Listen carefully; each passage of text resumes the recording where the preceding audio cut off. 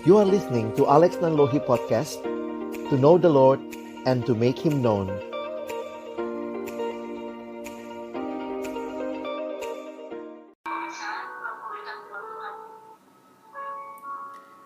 Mari sama-sama kita berdoa sebelum kita membaca merenungkan firman Tuhan.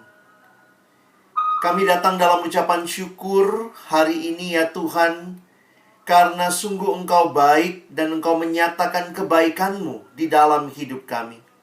Kembali kami bersyukur buat kesempatan kami bersama-sama beribadah, memuji, memuliakan nama-Mu.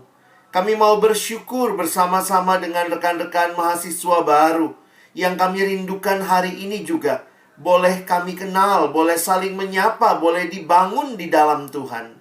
Kami sebentar akan membuka firman-Mu ya Tuhan. Kami mohon bukalah juga hati kami.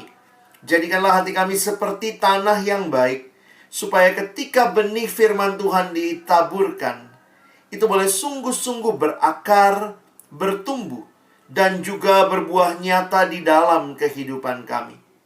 Tolong kami, pada akhirnya bukan hanya jadi pendengar-pendengar firman yang setia, tapi mampukan dengan kuasa dari Roh-Mu yang kudus, kami dimampukan menjadi pelaku-pelaku firman-Mu di dalam kehidupan kami, di dalam masa muda kami. Bersabdalah ya Tuhan, kami anak-anak-Mu sedia mendengarnya. Di dalam satu nama yang kudus, nama yang berkuasa, nama Tuhan kami Yesus Kristus, kami menyerahkan pemberitaan firman-Mu. Amin. Shalom teman-teman sekalian. Pertama-tama saya bersyukur kepada Tuhan buat kesempatan yang indah boleh sharing firman Tuhan dengan teman-teman sekalian. Salam kenal untuk rekan-rekan mahasiswa yang baru. Saya Alex Nanlohi. Saat ini karena virtual jadi sebenarnya indah ya. Dari tempat yang berbeda kita bisa bersama-sama beribadah. Tentunya kita rindu kembali beribadah secara offline, tetapi saat ini kita pun juga bersyukur untuk semua hal yang Tuhan izinkan di tengah situasi yang terjadi. Apa kabar teman-teman sekalian? Mulai Kak Alex ingin juga tahu kabar teman-teman begitu ya. Kita mau saling sharing di awal dari pertemuan kita. Nah, saya minta teman-teman boleh menjawab di kolom chat. Ya, coba bagaimana saudara menggambarkan perasaanmu di awal perkuliahan ini, ya? Nah, ini generasi emoticon, silakan pilih nomor berapa, maksimal 2 pilihan ya. Baik teman-teman yang ada di dalam Zoom maupun yang ada di YouTube, silakan. Kalau ditanya, mana yang menggambarkan perasaanmu? Oke, silakan ya. Nah, Kak Alex kasih waktu 1 menit ya. Kita boleh silakan saling share. Dan juga boleh, kita jujur aja gitu ya. Apa sih yang jadi perasaan kita ini, nggak ada masalah benar salah ya. Tapi ini yang menjadi perasaan teman-teman begitu. Silakan, ada lagi? Silakan bisa share. Wah. Thank you. Yang udah share ada dari Unsimar, ada dari STT. Oke. Silakan teman-teman. Apa sih yang mewakili perasaanmu saat ini? Yang di Zoom juga boleh ya. Yang di YouTube juga silakan. Oke, thank you.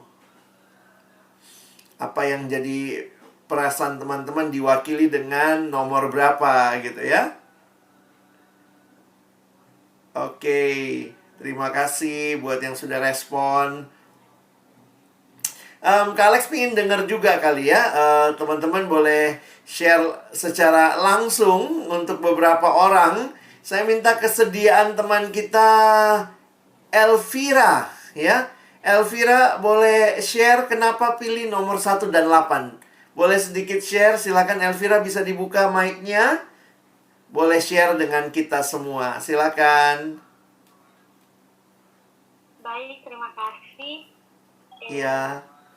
Saya memilih nomor 1 dan 8 karena saya kuliah, saya merasa sangat senang karena akan ada sesuatu yang baru. Dan saya nomor itu karena setelah saya kuliah, saya merasa sedih karena harus dilakukan secara virtual, tidak bisa saling bertatap. Terima kasih. Terima kasih, Elvira. Kak Alex pilih satu lagi ya. Sekarang dari yang cowok. Minta kesediaan Robertus Tampang. Bisa buka mic-nya, Dek? Boleh share apa yang kenapa memilih nomor itu gitu ya. Silakan.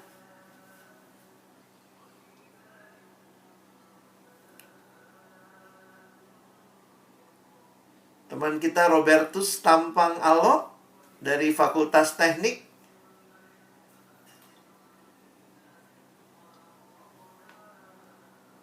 Mungkin masalah jaringan kah?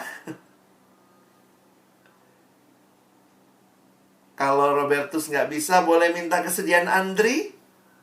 Andri Irawan Saputra. Mungkin bisa share ke kita apa yang dipilih, kenapa memilih nomor itu. Silakan, Andri.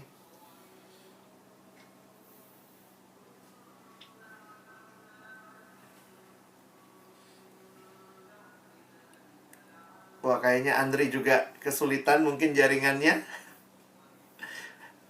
Baik, nggak apa-apa. Kalau belum sharing yang lainnya, terima kasih juga yang ada di YouTube ya. Ada Luciana Bora, Stefani Tindika, Luciana Bora dan Stefani boleh share juga begitu ya. Terima kasih.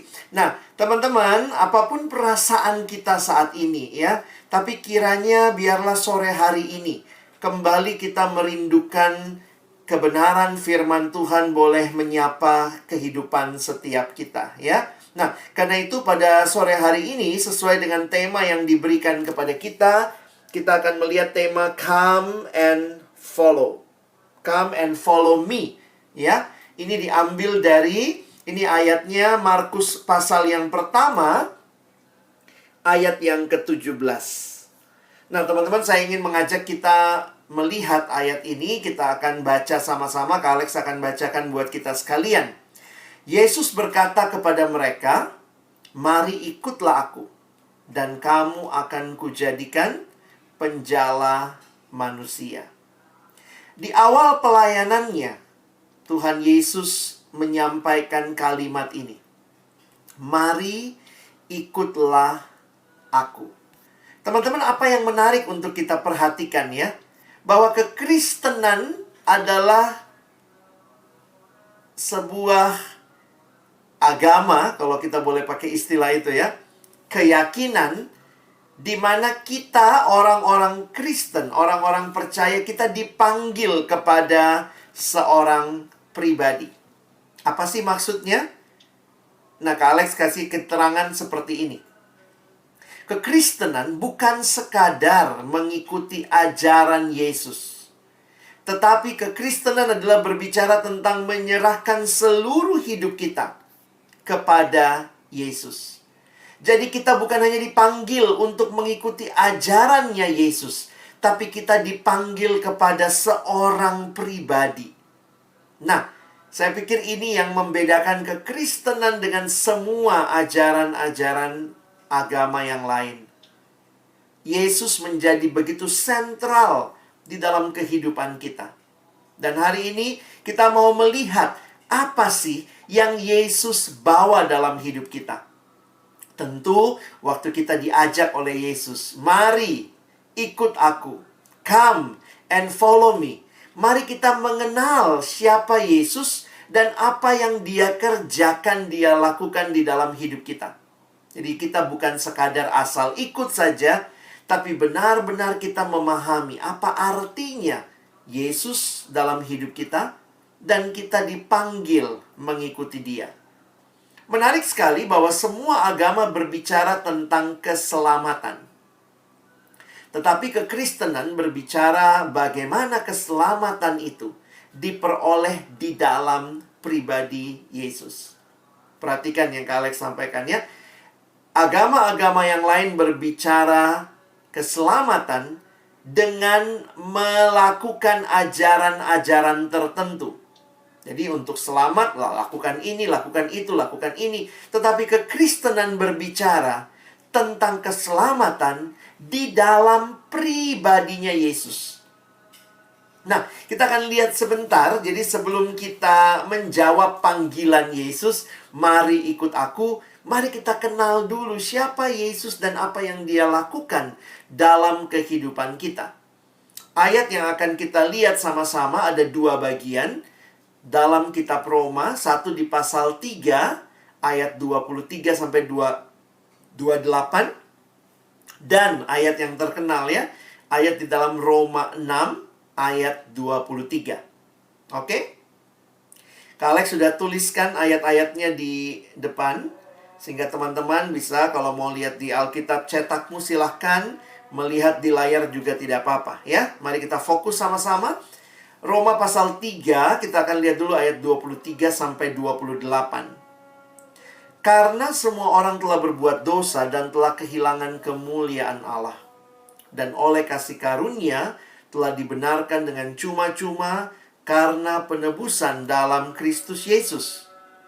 Kristus Yesus telah ditentukan Allah menjadi jalan pendamaian karena iman dalam darahnya.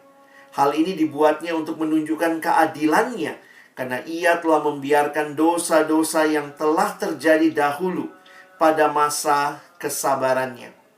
Maksudnya, ialah untuk menunjukkan keadilannya pada masa ini, supaya nyata bahwa ia benar dan juga membenarkan orang yang percaya kepada Yesus. Jika demikian, apakah dasarnya untuk bermegah? Tidak ada. Berdasarkan apa? Berdasarkan perbuatan? Tidak, melainkan berdasarkan iman. Karena kami yakin bahwa manusia dibenarkan karena iman dan bukan karena ia melakukan hukum Taurat. Nah, sekarang kita lihat Roma 6. Ini ayat terkenal. Roma 6 ayat 23. Sebab upah dosa ialah maut, tetapi kasih karunia Allah ialah hidup yang kekal dalam Kristus Yesus Tuhan kita. Teman-teman, sekali lagi kekristenan berbicara juga tentang keselamatan. Tetapi keselamatan berbeda sekali dengan apa yang diajarkan di dalam ajaran-ajaran yang lainnya. Karena bagi kekristenan, keselamatan itu semata-mata di dalam Kristus. Karena itu kita mengenal istilah anugerah. Keselamatan itu anugerah atau perbuatan baik kita. Dan kita menyadari dalam kekristenan, keselamatan kita diselamatkan oleh Allah itu adalah anugerah, dan itu bukan karena perbuatan baik kita. Dan saya ingin mengajak kita mengambil satu ayat saja malam hari ini. Kita akan lihat di dalam Roma 6 tadi, ya.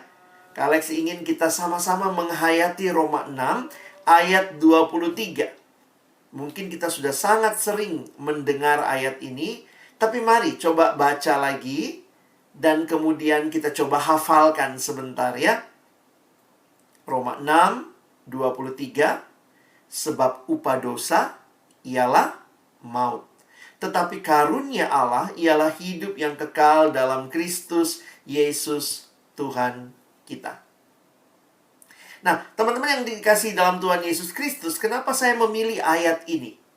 Karena waktu bicara keselamatan di dalam ayat yang singkat ini, kita dapat gambaran yang jelas tentang keselamatan, tentang Injil anugerah kasih karunia Allah. Sebagaimana kita tahu bahwa Injil itu adalah berita sukacita, good news. Kenapa ini good news, teman-teman? Nah, Kak Alex ingin kita belajar malam hari ini dari pendekatan tentang good news ini. Karena di dalam kekristenan, Yesuslah Injil itu.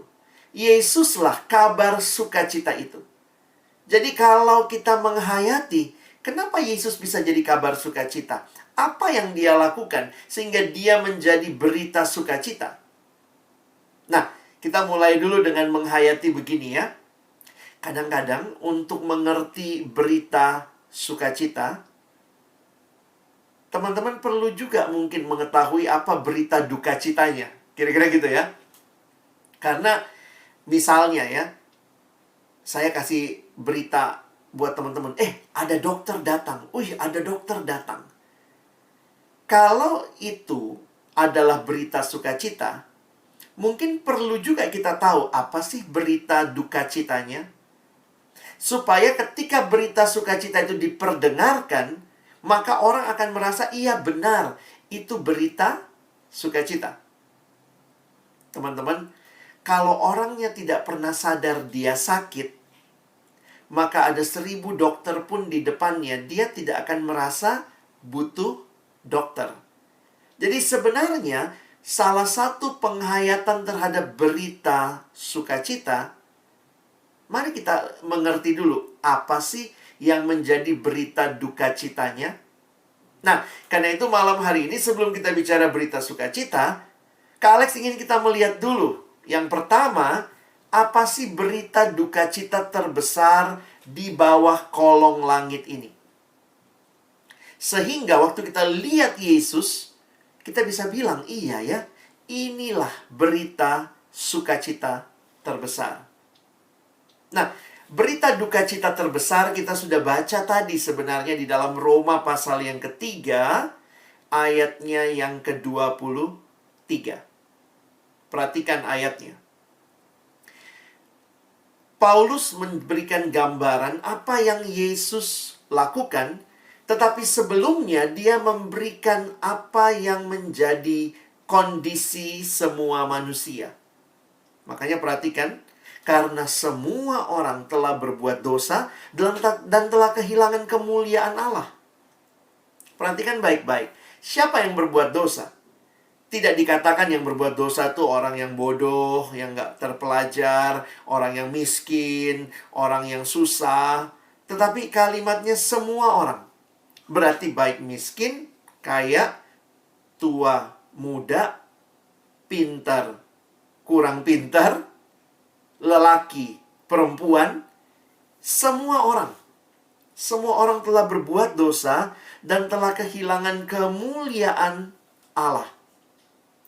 Dan berita ini menjadi kacamata kita memandang seluruh dunia, termasuk memandang diri kita.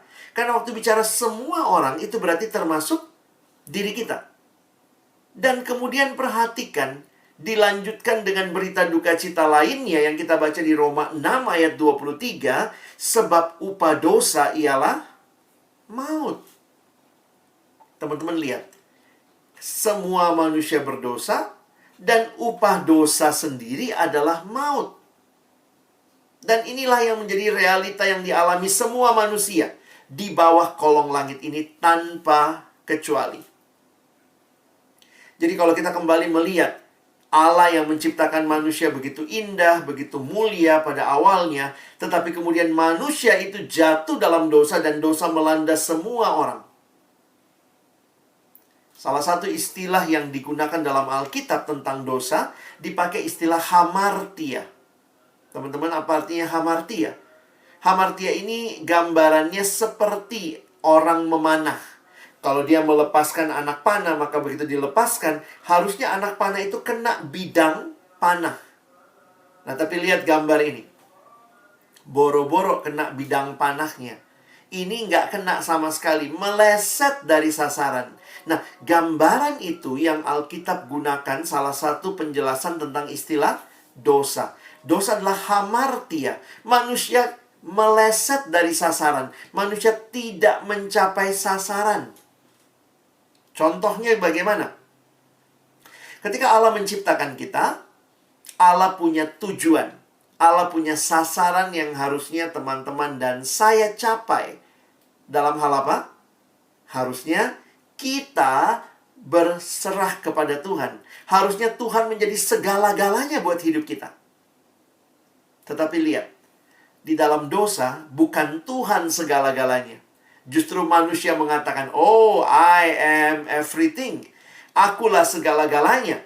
Sama seperti bahasa Inggris, dosa itu ditulis dengan S-I-N. S-I-N. What is sin? Sin is the I in the center. Aku yang paling utama. Meleset dari sasaran. Tuhan menciptakan kita untuk menjadikan Dia segala-galanya buat hidup kita. Tetapi dosa meleset dari sasaran. Manusia menjadikan dirinya lah segala-galanya. Dan karena manusia merasa dirinya lah segala-galanya, maka lihat apa yang terjadi. Begitu banyak dosa yang terjadi di sekitar kita. Sehingga orang tidak berpikir tentang Tuhan, tidak mau berpikir tentang orang lain, tapi yang dia pikirkan adalah dirinya, kesenangannya. Yang penting aku puas, aku aman, aku nyaman. Dan inilah gambaran yang dosa lakukan dalam hidup kita. Begitu kita memberi celah sedikit kepada dosa, ingatlah, dosa akan mengambil alih kehidupan kita. Ada satu ilustrasi tentang dosa yang pernah saya baca dalam sebuah buku yang ditulis oleh John Stott. Dia mengatakan demikian. Dosa itu gambarannya seperti di padang gurun. Kalau di padang gurun itu begini teman-teman ya. Siangnya itu panas sekali. Panas terik. Tapi malamnya itu juga dingin sekali. Nah itulah di padang gurun. Jadi biasanya memang siang hari ya kafilahnya mereka jalan. Lalu kemudian malam ya mesti istirahat, mereka bikin tenda. Nah, itu biasanya kalau bikin tenda, karena dingin gitu di luar, di dalam tenda sih hangat ya. Katanya biasanya tuh untanya itu suka masukin kepala ke dalam tenda. Teman-teman, triknya gimana nih? Tipsnya, begitu unta memasukkan kepala harus langsung diusir. Jangan dibiarkan. Ya tentu unta punya mekanisme mempertahankan diri dari cuaca dingin ya. Mungkin dia juga pengen kehangatan, tapi ya udah dia bisa di luar begitu. Begitu dia masukkan leher, kepala, nanti kalau nggak diusir lama-lama dia masukin leher, nanti lama-lama dia masukkan lagi punuknya, nanti lama-lama dia masukkan seluruh kakinya, sehingga lama-lama nanti malah untanya di dalam tenda, orangnya yang di luar tenda. Nah, kenapa? Gambaran ini menunjukkan apa? John Stott kemudian menjelaskan, hati-hati dengan dosa. Jarang orang jatuh ke dalam dosa langsung dosa besar. Tapi itu ketika sedikit demi sedikit kita memberi celah, lama-lama makin dalam, makin masuk. Sehingga lihat, akhirnya dosa mengambil alih. Dan di dalam Alkitab, gambaran yang diberikan itu sangat mengerikan. Hidup di dalam dosa adalah sebuah hidup yang terikat. Bahkan kitab Roma mempersonifikasi dosa. Paulus menggambarkan dosa seperti tuan yang lagi memperbudak. Tuan yang lagi membelenggu. Jadi gambarannya, makanya dipakai istilah perbuatan dosa adalah perbudakan. Jadi di bawah perhambaan dosa. Nanti bisa baca di Roma pasal yang ke-6. Hamba dosa atau hamba kebenaran. Bayangkan, dosa digambarkan begitu memperbudak. Ada orang-orang yang diperbudak dengan hal-hal seperti ini. Diperbudak oleh rokok, diperbudak oleh minuman keras, oleh obat-obat terlarang, oleh judi. Dan kita menemukan di sekitar kita orang-orang yang merasa begitu mau keluar, tahu sih nggak benar, tapi begitu terikat. Karena memang sifatnya dosa. Dosa memperbudak. Teman-teman, mungkin kau bilang, ya tapi saya mah nggak diperbudak sama hal-hal ini, Kak. Tapi ada hal-hal baik yang ketika engkau dan saya tidak menjaga dengan baik penggunaannya. Hati-hati. Itu bisa jadi hal yang menghancurkan kamu. Contohnya apa? Nah, ini contohnya. Ya, HP itu baik ya. Sekarang semua pakai HP ya. Dulu kalau ibadah disuruh matiin HP. Sekarang semua ibadah mesti nyalain HP gitu ya. Kita menatap screen. Tapi jangan-jangan kita diikat, dibelenggu oleh HP itu secara nggak sadar. Banyak orang dengan HP yang canggih, smartphone, tapi nggak smart. Justru dengan HP dia jatuh dalam dosa, di HP dia nonton pornografi. Jadi ini ngeri sekali. Jangan-jangan kita diikat oleh hal-hal baik yang kita miliki yang tidak dipakai dengan benar. Ada orang yang diikat oleh Belanja. Ya tentu boleh dong belanja ya. Tapi ketika kita tidak dengan tepat menggunakan apa yang Tuhan berikan, kita sulit membedakan yang mana keinginan, yang mana kebutuhan. Baju baru, sekedar keinginan atau kebutuhan. Sehingga sekali lagi bukan belanjanya yang salah, tetapi orang yang berbelanja ketika dia menjadikan belanja sebagai sesuatu yang mengikat hidupnya. Nah, ini jadi mengerikan. Ada orang-orang yang beli barang, kenapa beli? Bukan karena kegunaan. Iya, habis lucu, Kak. Lucu, ha? Beli barang karena lucu. Nanti habis beli, ketawa terus gitu ya. Tapi inilah realitanya. Bahkan ada orang yang dibelenggu oleh hal-hal yang sebenarnya adalah hiburan ya. Ya kita, ada yang dibelenggu oleh ini, drama Korea. Ini kan hiburan sebenarnya ya. Ya boleh dong nonton, kata siapa nggak boleh nonton. Tapi poinnya adalah apakah kamu jadi penonton atau sudah jadi pecandu? Dan kamu yang bisa jawab, kamu sudah diperbudakkah oleh hal itu? Jadi jangan-jangan kita bukan menonton lagi, kita pecandu. Jadi orang yang kayak nggak bisa lepas, nggak bisa hidup tanpa itu. Beberapa orang game online, mungkin ini yang membelenggu. Nggak bisa berhenti terus gitu ya. Dan ya game-game yang sekarang kan memang banyak yang online begitu. Orang terhubung satu sama lain. Ini yang baru lagi, Among Us gitu ya, imposter. Kalau nonton satu malam bisa 2-3 episode drama Korea. Main game bisa tuh 4 jam, 5 jam. Baca Alkitab baru 2 ayat, so manganto. Ada masalah apa ini ya? Jadi kadang-kadang saya pikir hati-hati dengan kerohanian kita yang akhirnya dibelenggu oleh hal-hal yang tidak tepat. Sekali lagi, tidak salah nonton. Apalagi sesuai dengan umurmu. Kamu mungkin harus menonton yang pas dengan umurmu. Tidak salah main game. Tapi yang salah adalah kalau kamu bukan cuma jadi pemain game, kamu sudah jadi pecandu game. Kamu bukan lagi penonton, kamu udah jadi pecandu. Diikat. Ini yang tadi Kak Alex cerita ya. Ada orang-orang yang diikat oleh pornografi. Ada orang yang diikat oleh seks yang tidak semestinya. Dan ketika orang menikmati itu, di luar dari apa yang Tuhan rancangkan, mengerikan sekali. LGBT. Belum lagi orang-orang yang merasa free dengan seks. Sex before marriage. Banyak daerah-daerah Kristen, tapi juga tidak sedikit yang hamil di luar nikah, menikmati seks di luar ikatan pernikahan. Kadang-kadang saya sedih gitu ya. Daerah bisa daerah mayoritas Kristen, tapi kebobrokan juga ada. Apakah ini? Apakah ini yang Tuhan rancangkan? Ngeri sekali. Dosa itu menyusup perlahan-lahan. Kita berontak kepada Allah secara sadar dan perlahan. Terjadinya memang pelan-pelan. Sehingga kita tidak mengenali dampaknya yang menghancurkan. Itulah dosa. Dan di dalam dosa kita kehilangan teman-teman. Kehilangan rasa hormat terhadap diri sendiri. Kehilangan kemampuan untuk berpikir sehat. Siapa sih yang nggak tahu rokok itu nggak bagus? Tapi nggak bisa mikir dengan sehat ya. Bisa, sekolahnya, kuliahnya di stikes, tapi tetap aja nggak ngerti kesehatan. Kenapa? Karena rasanya, ya apa yang dibutakan begitu rupa ya. Kadang-kadang saya pikir jadi Tuhan juga repot juga ya. Coba. Kadang-kadang kalau saya yang jadi Tuhan, marah juga gitu ya. Bayangkan, kita berdoa Tuhan, berikan kesehatan, tapi rokok jalan terus. Kita bermain-main dengan Tuhan dan kesehatan yang Tuhan berikan. Kehilangan kemampuan untuk berkata jujur. Kehilangan kemampuan untuk memberi. Kenapa? Karena orang di dalam dosa boro-boro memberi. Dia sibuk sama dirinya sendiri. Kehilangan kemampuan untuk mengasihi dan kehilangan kemampuan untuk hidup kudus.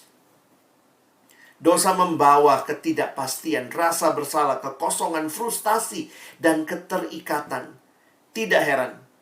Ingat, Roma 6 ayat 23a mengatakan apa? Sebab upah dosa adalah maut. Ini berita duka cita terbesar di bawah kolong langit ini. Semua manusia berdosa, kehilangan kemuliaan Allah, dan upah dosa adalah maut. Begitu mengerikannya akhir cerita manusia dalam dosa. Bukan cerita indah, tapi maut. Karena itulah kita bisa melihat ada berita sukacita. Adakah jalan keluar dari maut? Ada. Teman-teman, sayangnya kita kadang-kadang nggak baca dengan teliti ya. Kita seringkali hanya baca Roma 3 ayat 23. Kita lupa baca ayat 24-nya. Padahal berita sukacitanya itu di ayat 24-nya. Kalau cuma baca 23 itu berita duka cita. Karena semua orang telah berbuat dosa dan telah kehilangan kemuliaan Allah. Jangan cuma itu yang dihafal. Hafal 24-nya. Dan oleh kasih karunia telah dibenarkan dengan cuma-cuma karena penebusan dalam Kristus Yesus. Teman-teman, ada berita sukacita karena maut bukanlah cerita terakhir bagi orang percaya. Ada penebusan. Kita tuh senangnya cuma Roma 6 ayat 23a. Ingat ya, itu berita duka citanya. Sebab upah dosa ialah maut. Itu berita duka cita, teman-teman. Jangan cuma itu yang dihafal. Harus juga hafal Roma 6 ayat 23b. Tetapi karunia Allah ialah hidup yang kekal dalam Kristus Yesus Tuhan kita. Bayangkan, upah dosa maut. Ada jalan keluar dari berita duka cita ini? Paulus langsung berkata, tetapi. Biasanya di belakang kata tetapi itu penting ya. Mana yang lebih penting? Depannya atau belakangnya? Bagi saya sih selalu belakangnya ya. Sebab upah dosa adalah maut. Tetapi, ada jalan keluarnya. Ada. Karunia Allah ialah hidup yang kekal dalam Kristus Yesus Tuhan kita. Puji Tuhan. Cerita kita tidak berakhir di maut. Dosa adalah masalah manusia. Tapi Allah memberikan solusinya. Sin is our problem. But the solution is from God. And Jesus Christ the God solution. Searching for the answer to life. Kamu cari jawaban terhadap hidupmu. Hidup yang dalam dosa adalah maut. Tetapi hidup yang sesungguhnya kamu dapat di dalam Yesus. Dan perhatikan bagaimana memperoleh hal ini. Menarik sekali di dalam Roma 6 ayat 23. Perhatikan sebenarnya dalam terjemahan bahasa Indonesia masa kini, BIMK, dikatakan ini diberikan oleh Allah dengan cuma-cuma. Gratis, teman-teman. Tapi gratis bukan berarti gratisan. Contoh, saya kasih kamu hadiah. Gratis nih, teman-teman ya. Saya misalnya beli HP baru, HP terbagus gitu ya. Atau laptop terbaru saya kasih sama kamu. Ini laptop. Wah, gratis Kak Alex, gratis. Terus kamu cek di toko, harganya berapa? Ih, Kak Alex kasih saya laptop, harga 10 juta loh. Oh, tapi saya terimanya gratis. Gratis nggak? Gratis. Tapi, yang bayar siapa? Saya yang bayar, ya. Jadi, teman-teman, ini cara berpikir yang menarik gitu ya. Bahwa memang keselamatan itu gratis, tapi sekali lagi, keselamatan tidak gratisan. Karena Allah yang memberikan anaknya bagi kita. Nah, ini yang teman-teman bisa baca sebenarnya. Kalau kita lanjut melihat di dalam Roma pasal 3 tadi.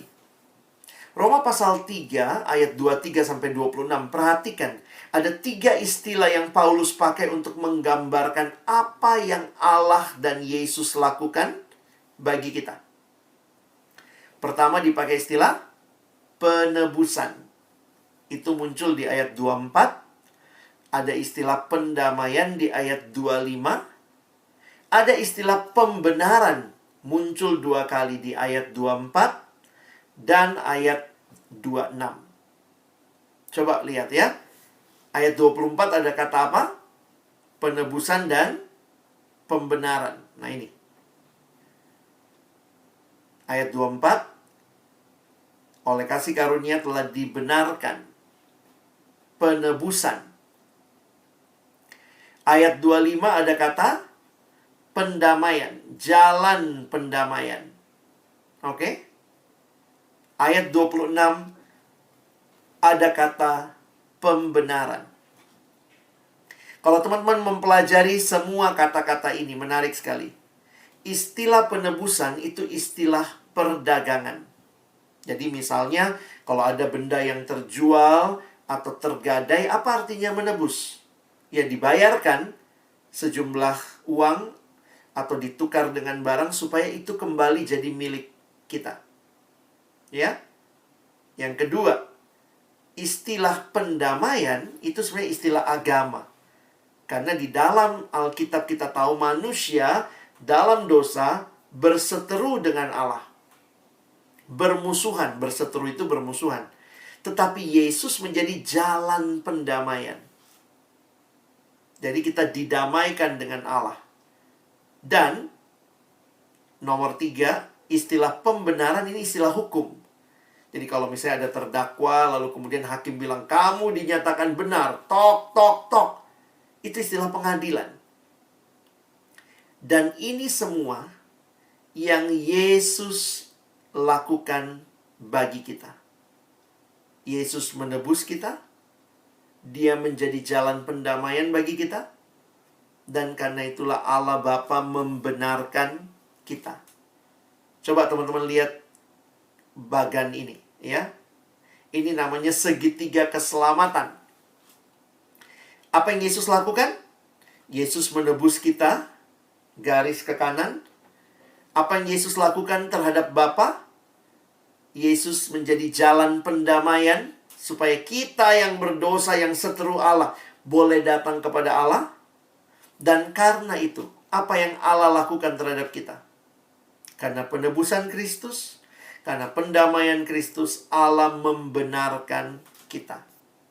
Jadi teman-teman lihat, kita orang Kristen menerima. Nggak ada panahnya kita yang ngasih. Makanya kalau kalian perhatikan, keselamatan kita itu siapa yang kasih? Keselamatan kita bukan usaha kita, bukan perbuatan baik kita. Perhatikan panahnya, kita tuh pasif, kita tuh dibenarkan, kita tuh ditebus. Kita itu didamaikan. Makanya perhatikan, bukan kalimatnya kalau bicara keselamatan dalam kekristenan, semua bentuknya pasif. Diselamatkan, dibenarkan, dikuduskan, didamaikan, ditebus. Kita bukannya menebus. Kita bukan kita yang menebus. Yesus menebus. Kita ditebus. Jadi ini sangat membedakan. Keselamatan dalam kepercayaan lain adalah percaya pada kemampuan saya untuk mencapai keselamatan. Tapi dalam kekristenan, keselamatan percaya pada apa yang Yesus lakukan bagi kita. Beda ya? Yang satu percaya pada apa yang dirinya lakukan.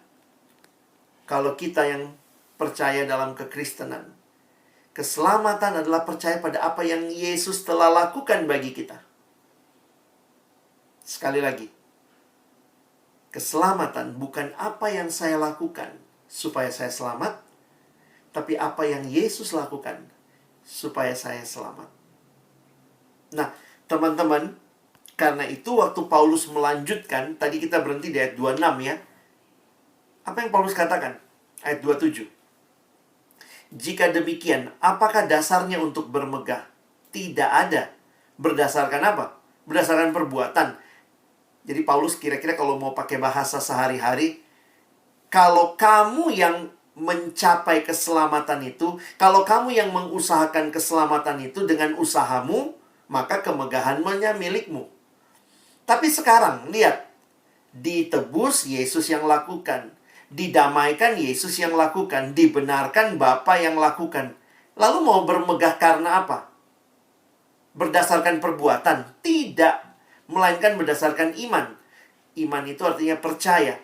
Karena kami yakin bahwa manusia dibenarkan karena iman. Bukan karena ia melakukan hukum Taurat. Kita disebut orang beriman. Orang percaya. Yang percaya kepada apa yang Yesus lakukan supaya kita selamat.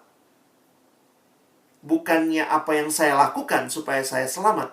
Karena tidak ada satupun yang bisa menyelamatkan kita selain Yesus.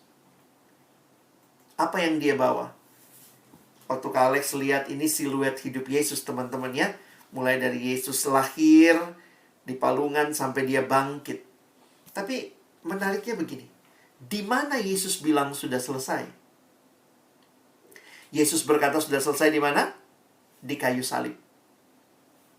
Karena di kayu salib itulah dosamu, dosaku, dia selesaikan.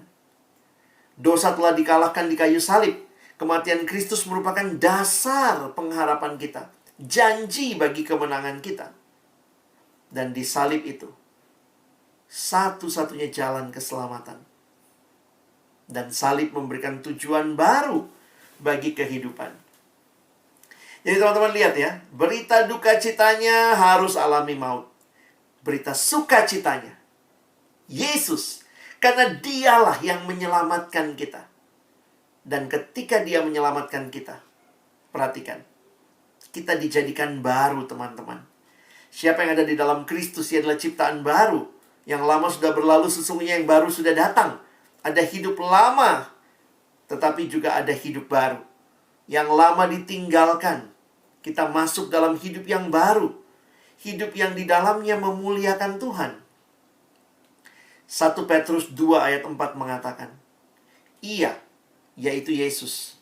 Yesus sendiri telah memikul dosa kita di dalam tubuhnya di kayu salib. Supaya kita yang telah mati terhadap dosa, perhatikan, apa yang terjadi dengan kita? Hidup untuk kebenaran. Oleh bilur-bilurnya kamu telah sembuh. Kristus mati, bukan supaya engkau dan saya makin nikmat dengan dosa.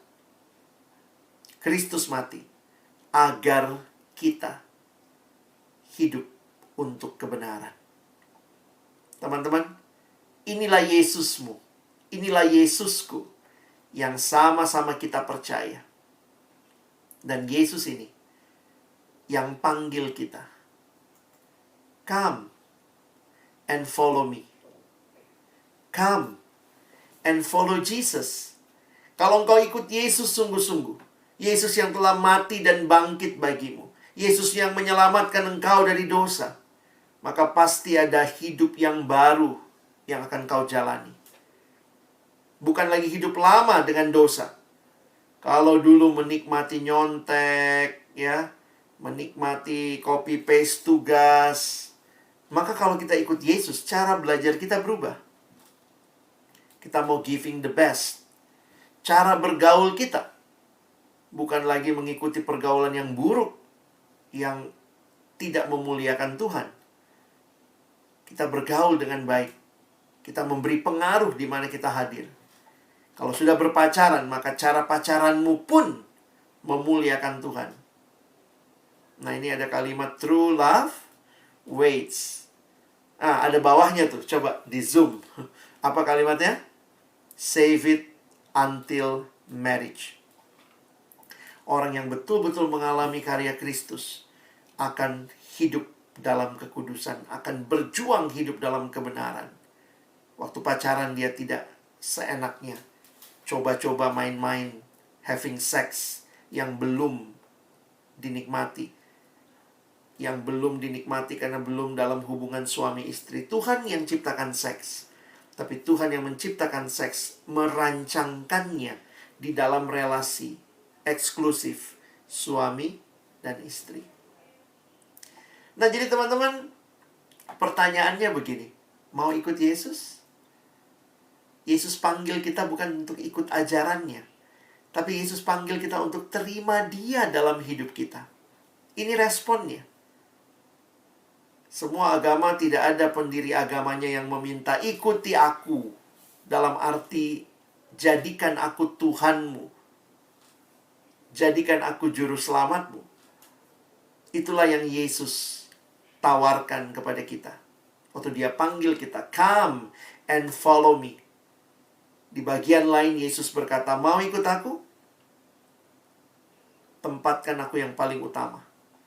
Kalau kamu masih mengasihi bapamu, ibumu lebih daripada aku, kamu tidak layak jadi muridku. Mau ikut aku? akulah yang utama dalam hidupmu. Saya tidak tahu seberapa banyak teman-teman yang mengerti istilah terima Yesus. Tapi Kak Alex ingin menantang kamu malam hari ini. Siapa yang berkata, Tuhan, saya mengerti bahwa Engkau datang ke dalam dunia untuk menyelamatkan aku dari dosa. Engkau memanggil, aku ikut Engkau. Nah, hari ini saya mau buka hatiku. Terima Yesus dalam hidupku. Teman-teman, saya juga lahir di keluarga Kristen, sudah ngerti kekristenan secara pengajaran, tapi ternyata saya bertumbuh dalam kemunafikan. Saya hanya jadi Kristen KTP, Kristen tanpa pertobatan, Kristen KTP, Kristen tanpa perubahan. Kristen sih, tapi ya masih nikmati semua yang saya tahu tidak menyenangkan Tuhan. Ketika saya pertama kali dengar istilah terima Yesus dalam satu KKR, saya ditantang, siapa yang mau terima Yesus? Saya mikir-mikir, saya mah dari kecil sudah Kristen, itu kali orang yang belum kenal Yesus. Tapi kemudian setelah dijelaskan, saya jadi sadar, ternyata saya cuma Kristen keturunan. Saya Kristen yang KTP, tanpa perubahan, tanpa pertobatan. Dan Tuhan tidak panggil saya untuk jadi Kristen KTP. Tuhan panggil saya jadi Kristen yang membuka hati, menempatkan Dia sebagai satu-satunya Tuhan dan Juru Selamat. Terima Yesus. Di gereja saya nggak pernah dibicarakan terima Yesus, karena dianggap semua orang pasti sudah terima Yesus dari kecil. Tapi ketika saya dengar istilah ini, saya jadi sadar, banyak orang hanya Kristen, tapi tidak pernah sungguh-sungguh mengalami Yesus hadir dalam hidupnya. Dia masih hidup dalam kabar buruk, berita duka cita. Yesusku, dialah berita sukacita. Terima Yesus itu bisa kita artikan dua hal ya. Nah, kalian cek, kalian sudah terima Yesus atau belum? Pertama, terima Yesus berarti percaya sungguh-sungguh hanya Yesuslah satu-satunya Tuhan dan Juru Selamatmu secara pribadi. Oh, saya sudah percaya, Kak. Oh, betul, percaya. Puji Tuhan. Tapi ada orang Kristen, hari Minggu ke gereja, hari lain sakit pergi ke dukun, masih percaya opo-opo, masih percaya semua yang tidak betul. Kadang-kadang saya mikir, benar nggak sih Yesus yang Dia jadikan satu-satunya Tuhan? Kalau kau terima Yesus, maka kau berkata, tidak ada Tuhan yang lain, hanya Dia. Kalau ada jimat, buang, selesaikan. Tidak ada kekristenan yang mendua hati. Jadi jujur aja, waktu itu saya pikir saya sudah terima Yesus, tapi ternyata saya belum pernah sungguh-sungguh percaya. Percaya itu seperti anak kecil yang menyerahkan seluruh hidupnya kepada bapaknya. Itu namanya percaya. Bukan mengandalkan diri, tapi menyerahkan diri kepada bapaknya. Dan yang kedua, periksa juga. Orang yang terima Yesus adalah artinya dia bertobat sungguh-sungguh. Dan dalam pertobatan itu ada dua hal. Ada yang ditanggalkan, jadi kayak pakai baju ya. Ada yang ditanggalkan, ada yang dikenakan. Ada komitmen untuk berubah. Makanya saya bilang tadi, saya merasa saya sudah Kristen dari kecil, sudah ke gereja, tapi saya Kristen KTP, Kristen tanpa perubahan, tanpa pertobatan.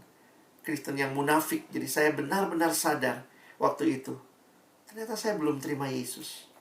Saya hanya terlihat Kristen. Apakah kita mau hidup berbeda dengan dunia? Apa yang kita tanggalkan? Apa yang kita buang, yang kita tinggalkan? Ini hal-hal yang kita harus buang. Dosa, kebiasaan buruk, nyontek, bolos, malas, pikiran kotor, perkataan kotor, gosip, pornografi, free sex, melawan orang tua, dendam, iri hati. Ada orang yang sulit sekali mengampuni, dia hidup dengan iri hati, akar pahit. Itukah yang Tuhan mau? No. Harusnya engkau alami Kristus, dan setelah itu miliki disiplin rohani, mulai baca Alkitab, saat teduh, berdoa. Kalau ada kesempatan ikut kelompok kecil, kelompok tumbuh bersama, kita datang ke persekutuan, ke gereja. Jadi ini gambarannya ya. Ada seorang bernama Dawson Trotman membuat gambaran ilustrasi ini. Dia sebut ilustrasi roda. Sama seperti roda yang mutar itu, yang menggerakkan itu porosnya. Maka dia katakan di pusat hidup, di poros hidup kita harus ada Kristus. Lalu kemudian terhubung. Ada dua jari-jari. Satu yang vertikal, hubungan dengan Allah. Satu yang horizontal, hubungan dengan sesama. Dengan Allah. Saya bicara kepada Allah di dalam doa. Allah berbicara kepada saya melalui firman Tuhan, Alkitab. Makanya dari sekolah minggu kita udah tahu ya, bagaimana bertumbuh adik-adik? Baca kitab suci, doa tiap hari. Tapi bukan hanya itu. Dalam persekutuan dengan sesama secara horizontal, kita juga bertumbuh. Ke dalam, kita rajin bersekutu dengan sesama orang percaya. Keluar, bagi mereka yang belum percaya, kita bersaksi. Nah, teman-teman, ini kerinduan kita. Kalau kalian bayangkan, kiranya kesempatan bersekutu yang Tuhan berikan. Nah, saya bersyukur hari ini kita disambut oleh PMK, Persekutuan Mahasiswa Kristen di Kota Poso, atau di Kabupaten Poso. Maka, ini kesempatan kita bertumbuh bersama. Nanti ada kesempatan teman-teman mungkin juga ditawarkan ikut kelompok pemuridan, kelompok kecil, KTB. Biarlah kita boleh memberi diri. Tuhan, setelah saya kenal Engkau, saya mau bertumbuh. Dan bersyukur Tuhan hadirkan persekutuan orang percaya. Kita punya gereja, tapi juga di kota kita, di kampus kita ada kebaktian, ada ibadah, ada persekutuan. Dan di kota kita juga, ya, ada PMK di Poso yang boleh menolong teman-teman bertumbuh. Nah, sekarang pertanyaannya, sudahkah engkau terima Yesus? Atau engkau hanya jadi Kristen-Kristenan biasa saja? Yang terima Yesus berarti dia percaya sungguh-sungguh. Tidak ada juru selamat lain, tidak ada Tuhan lain, hanya Yesus. Yang terima Yesus berarti dia sungguh-sungguh mau hidup berubah. Tinggalkan dosa. Bangun hidup yang menyenangkan Tuhan. Maukah saudara alami anugerah Allah yang besar ini bagi kehidupanmu? Saya memberi waktu kita meresponi firman, dan Kak Alex minta kita semua dalam sikap berdoa di hadapan Tuhan. Jika hari ini Tuhan sekali lagi berbicara kepadamu melalui firman-Nya, maka ingatlah, responilah Tuhan. Saya akan memberikan beberapa pertanyaan untuk teman-teman jawab di dalam hidupmu. Kalian tidak menjawab saya, tapi jawablah Tuhan yang mengenal engkau, yang tahu isi hatimu. Siapa yang hari ini setelah mendengar firman Tuhan berkata di dalam hatinya, Tuhan, di sini saya. Ternyata selama ini saya masih hidup jauh dari Tuhan. Saya Kristen dari kecil, tapi saya belum pernah mengalami sungguh-sungguh menerima Yesus sebagai satu-satunya Tuhan dan Juru Selamat dalam hidupku. Saya belum sungguh-sungguh bertobat, meninggalkan hidup yang lama dan hidup baru di dalam dan bagi Yesus. Jika ada adik-adikku yang hari ini setelah dengar firman, kau mengerti dan berkata, Tuhan, saya mau buka hatiku. Saya mau terima Engkau sebagai satu-satunya Tuhan dan Juru Selamat dalam hidupku. Saya tidak mau hidup lebih lama menikmati dosa, tapi saya mau hidup memuliakan Tuhan. Jika ada adik-adik yang mau ambil keputusan ini, menerima Yesus sebagai Tuhan dan Juru Selamatmu secara pribadi, Kak Alex rindu mendoakan keputusanmu. Jika ada di antara adik-adikku yang mau ambil keputusan ini, izinkan saya memimpin kalian di dalam doa. Jadikan doa ini sebagai doa pribadimu di hadapan Tuhan. Berbicaralah kepada Tuhan. Saya akan memimpin teman-teman yang mengambil keputusan ini untuk berdoa kepada Tuhan. Saya mohon dengan kasih bagi adik-adikku yang mau buka hatimu terima Yesus. Saya akan memimpin kalian dalam doa. Silakan nanti ikuti doa saya. Kalimat per kalimat. Katakanlah sebagai doamu pribadi di hadapan Tuhan. Mohon dengan hormat. Taruh tangan kananmu di dadamu sebagai wujud tanda, Tuhan, aku buka hatiku kepadamu. Silakan bagi adik-adikku yang mengambil keputusan terima Yesus, taruh tangan kananmu di dadamu. Kak Alex mau doakan. Ikuti doa saya. Katakan kepada Tuhan. Mari kita berdoa. Ya Allah, aku tahu aku adalah seorang yang berdosa. Aku ingin berbalik dari dosa-dosaku. Aku mohon pengampunan-Mu, Tuhan. Aku percaya Yesus telah mati untuk dosa-dosaku. Aku percaya Yesus sudah bangkit dari kematian. Aku percaya hanya di dalam Yesus ada keselamatan yang kekal. Hari ini aku buka hatiku. Aku menerima Yesus sebagai satu-satunya Tuhan dan Juru Selamatku.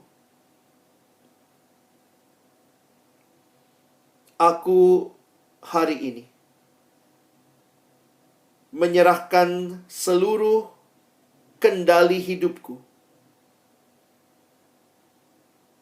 hanya kepada Yesus. Berkuasalah dalam hidupku. Pimpinlah aku. Bukan untuk menikmati dosa, tapi hidup memuliakan Engkau. Inilah doaku ya Allah. Di dalam nama Tuhan Yesus aku berdoa.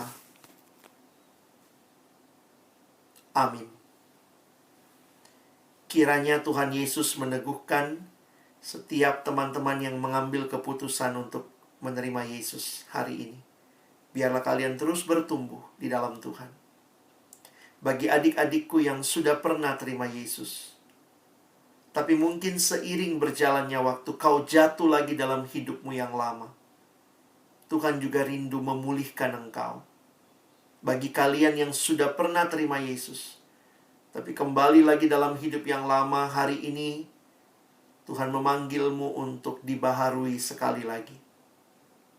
Jika ada adik-adikku juga yang mau ambil keputusan ini, mungkin kamu sudah melayani, kamu sudah menjadi pemimpin, kamu menjadi orang-orang yang melayani Tuhan, tapi kamu tahu bahwa kamu pun sedang mengalami pergumulan yang dalam, relasi yang kering dengan Tuhan, hati yang masih dipenuhi kedengkian, iri hati, benci, akar pahit. Hari ini Tuhan mau kau dibaharui. Karena itu, izinkan saya juga berdoa bagi adik-adikku yang mau dibaharui pada hari ini. Saya akan mendoakan kalian. Bapa Surgawi, hamba berdoa bagi adik-adikku yang kembali dengar firman Tuhan. Mereka sudah terima Yesus, tapi hari ini biarlah kembali mereka mengalami pemulihan dari Tuhan. Tuhan yang tidak mau mereka hidup lebih lama dalam dosa, tapi Tuhan yang merindukan mereka datang kembali, dibaharui di dalam Kristus. Mungkin mereka sudah melayani ya Tuhan, sudah terlihat baik di luar, tapi hati yang terdalam hanya Tuhan yang tahu. Karena itu hari ini biarlah pemulihan Tuhan juga terjadi bagi adik-adikku yang hari ini berkata, Tuhan, di sini saya, baharui saya sekali lagi. Terima kasih Tuhan, karena kami boleh datang kepadamu mengalami pemulihan dan kami mau terus hidup. Bukan bagi diri kami, Bukan bagi kesenangan kami, tapi bagi kemuliaan-Mu Tuhan. Ini doa kami. Kami bersyukur untuk pemberitaan firman-Mu, untuk setiap hati yang meresponi firman. Tolong kami, bukan cuma jadi pendengar firman, tapi jadi pelaku-pelaku firman dalam hidup kami. Di dalam nama Tuhan Yesus yang mengasihi kami, kami sudah berdoa dan bersyukur untuk firman-Mu. Amin. Saya kembalikan kepada MC.